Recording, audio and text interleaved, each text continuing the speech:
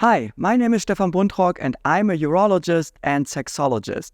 This video is not a medical consultation, nor is it medical advice, but I would like to provide you with some professional insights about erectile dysfunction and what's really happening here.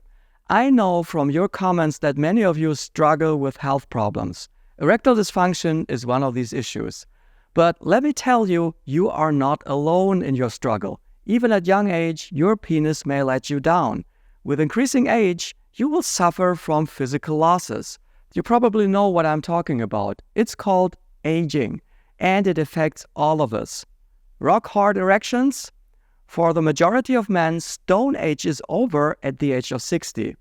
Now, I'm a urologist and I've always had this central ambition throughout my professional career, to help my patients and to be there for them. So, here's what I think. Times are good because nowadays men can be helped when there was no hope back in the days when I started in medical school. The good thing is there is a lot you can do yourself to improve your situation. Today we pretty well know what drives erectile dysfunction. But there's a catch. You will have to make major changes and it's going to be really tough, and yet you may not see the results you desire. In the end, it's not only about lifestyle, but also about genetics, and well, you can't beat age, but you can beat premature aging, that's for sure. And together with what I and my colleagues can do, many of you will be helped. Realistically, there are no simple life hacks which would be able to do the hard work for you. They say an apple a day keeps the doctor away. This is perhaps the only life hack that could have any truth to it. Erection-wise, I definitely know that a banana a night won't make it all right. If you want to know what you can do, start by trying to see the bigger picture. I know there are foods rich in this or that, and there is research that has shown that if you feed this to mice, then within a basic scientific model, it will eventually cause the penis of Sprague Dawley rats to rise. Yeah, this is intriguing, but I don't think you're helped by this. If you want to work on anything yourself, it basically comes down to 4 areas. 1, physical and mental fitness. 2, health conditions. 3, medications. 4, hormonal changes. Be honest to yourself.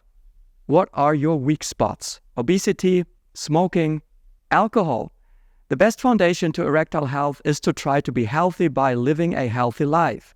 So you have to throw away any kind of industrialized food, watch your calories, and try to normalize your weight. You want to work out too. We are built for movement. If we don't move enough, the body will start to malfunction.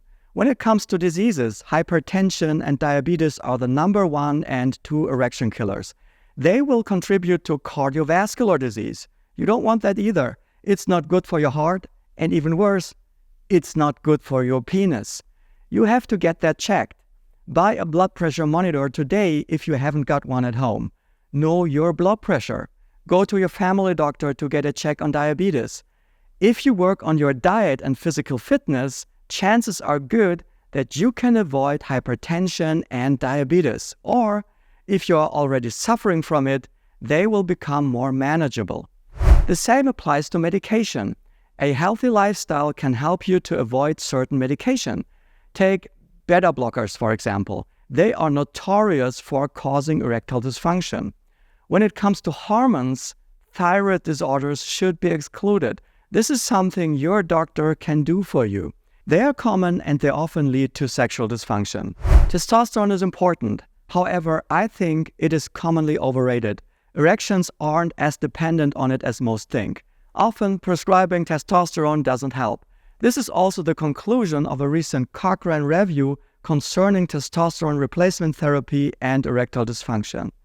Changing your lifestyle can improve your erectile function. That's the good news. However, I rarely tell you to eat specific foods for boosting your erections, because you have to start thinking in broader contexts. Cinnamon won't do the trick. Watermelon won't be effective either, and so on. Start with these changes, and if you don't improve, well, then there are ways urologists can help you with better erections. In these videos, you will find some of them. Thanks for watching. Bye-bye.